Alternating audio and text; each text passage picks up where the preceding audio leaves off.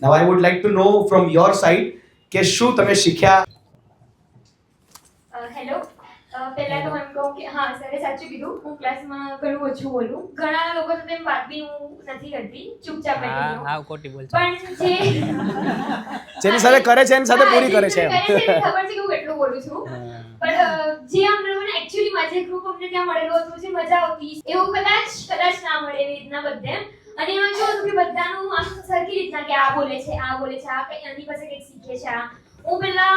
Confidence હતી પછી ધીરે મારો કોન્ફિડન્સ ફરી ગયો પાછો ગયો તો કાઇન્ડ ઓફ ગ્રોન થયેલું છે મારું બટ મજા આવી અને એમ થાય કે હા કંઈક તો શીખીને ગયા છે કંઈક નહીં ઘણું બધું શીખીને ગયા છે એમ કહી શકાય. ઓકે એવું શું છે જે પહેલા નહોતું થતું ને આજે થાય છે? એ એકચ્યુઅલી લાસ્ટ જે આપણો 1 વીક નો ટાસ્ક હતો અમને લોકોને જે ડેઈલી ટાસ્ક મળતો હતો તેમાં થતું હતું મારથી કેમેરાની સામે જોઈને પોતાને હું જો જોઉં તો મારથી ના બોલે હું 100 ટેક લઈ લઉં છું મારે પોતાને જોઈને બોલવાનું તો ભલે 1 મિનિટનો વિડિયો હોય બટ જેમ પેલું એક વીકમાં અમે લોકો જે વિડિયો બનાવતા ગયા ત્યારે મને ખબર પડી કે થોડુંક મારો કોન્ફિડન્સ બિલ્ડ અપ થઈ છે ને હવે હું કદાચ કેમેરાની સામે એમ જોઈને બોલું ને તો મારથી બોલાય કોન્ફિડન્સ એટલો સારો થયો છે એમાં એ સારું છે.